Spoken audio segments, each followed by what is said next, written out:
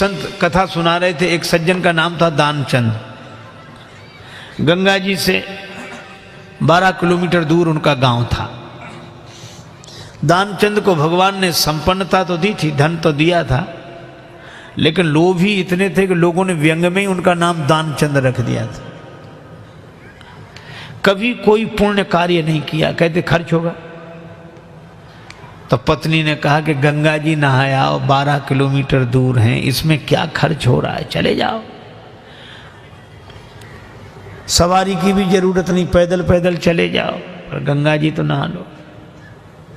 ठीक है, बहुत कहा तो सोचा जीवन में एक बार गंगा जी नहा लें, क्या हर्ज है, 12 किलोमीटर दूर है गंगा जी, जा पैदल पैदल गया, खर्चा कौन करे सवारी। अब गंगा जी किनारे पहुंचकर सोचा घाट पर नहीं जाएंगे, वहां पंडा लोग रहते हैं, पंडा कहेंगे कि दान दो। तो मुर्दा घाट पर गए।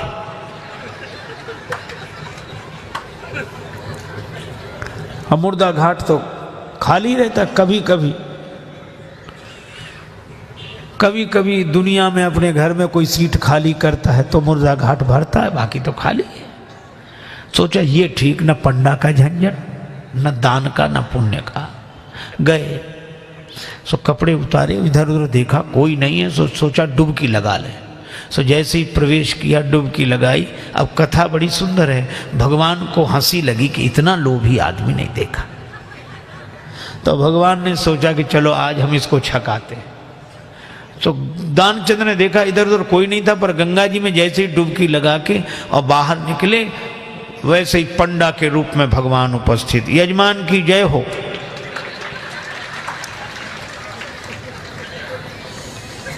दानचंद बोले तुम कौन हो।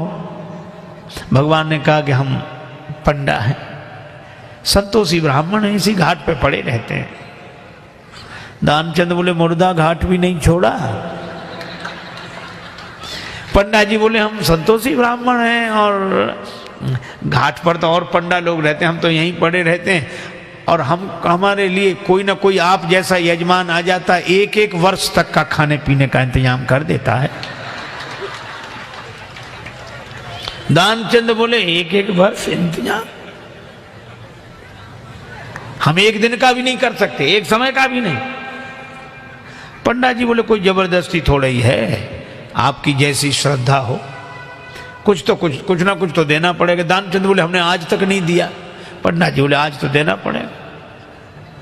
तो अब सोचा क्या करना, बोले उधार दे रहे हैं। उधार, हाँ कितना, बस वो एक धेला, उन दिनों चलता था एक धेला, बस 1 पैसा।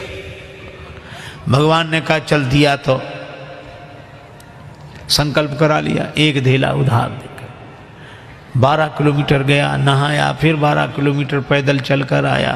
शाम होने को आई, थका हुआ दानचंद बेचारा घर में भीतर सोने ही जा रहा था।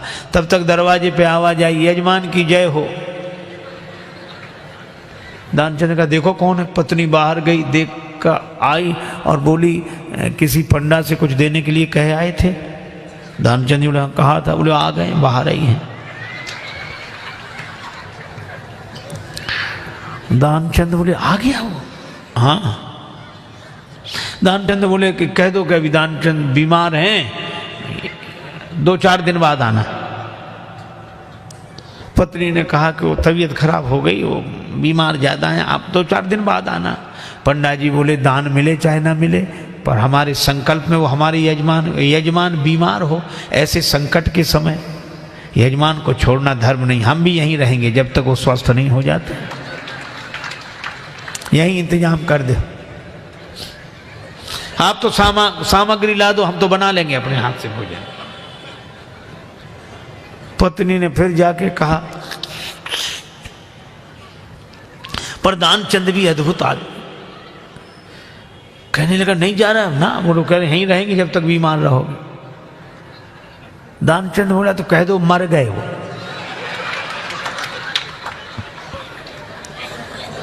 तो ये ऐसे कैसे कह दें। दानचंद बोले तुम कह दो हम श्वास रो के पड़े रहेंगे। पत्नी ने झूठे जाकर रोते हुए अभी अभी चले गए, वो समाप्त। पंडा जी बोले चले गए, मर गए। अरे राम राम, लेकिन यजमान का जब तक अंतिम संस्कार ना हो जाए हम कैसे जा सकते। और तुम कहां बुलाती फिरोगी लोगों को, गांव इतना बड़ा, हम ही सबको खबर किए देते हैं।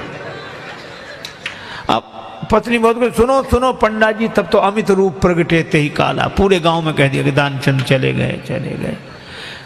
अच्छा, लोग सचमुच इकट्ठे हो गए और भगवान को भी मन में हंसी लगे, ऐसा जिद्दी आदमी श्वास रोके पड़ा। लोगों ने उसे मुर्दा समझकर उठाया। अब उसकी पत्नी रोवे, और वो सही में रोवे, वो कहे ये मरे नहीं हैं। और गांव वाले कहते जाने वाला तो गया, ये तो तुम्हारा मोह है। वो कहे कि नहीं मरे, गए वो तो। वो बेचारी रोती रही, कौन सुने। दानचंद को उठा लिया, बांध लिया, और वो भी बंध गया। भगवान ने कहा कि हद हो गई, ऐसा आदमी हमने नहीं देखा। भगवान को लगा कि सब हमसे हार जाते हैं, आज हम हार गए इससे। ले गए, चिता पर रख दिया, अग्नि लगने वाली थी। भगवान ने कहा ये मर जाएगा लेकिन देगा नहीं कुछ। तो भगवान ने कहा कि यजमान के कान में हम कुछ मंत्र बोलेंगे। हाँ ठीक है। सो भगवान ने कान में कहा, आया हूं बैकुंठ से तुम हित नाता जोड़। भगवान ने कहा कि हम हार गए, हम भगवान हैं, बैकुंठ से आए, तुमसे नाता हमने जोड़ा। सो पंडा ने जो कहा कि आया हूं बैकुंठ से तुम हित नाता जोड़, तो दानचंद ने सोचा ये तो भगवान है। सो आंख खोली, और जो आंख खोली तो वही पंडा, और जो पंडा को देखा तो फिर आंख बंद कर ली। भगवान ने कहा कि हम तुमसे कुछ नहीं लेंगे, मांग ले हो वरदान कछु, तुम ही हमसे कुछ मांग लो। तो दानचंद क्या बोला, बोले धेला दीजिए छोड़, बस वही छोड़ दो और कुछ नहीं चाहिए। अब बोलो, ये लोभ की अति, इतनी अति।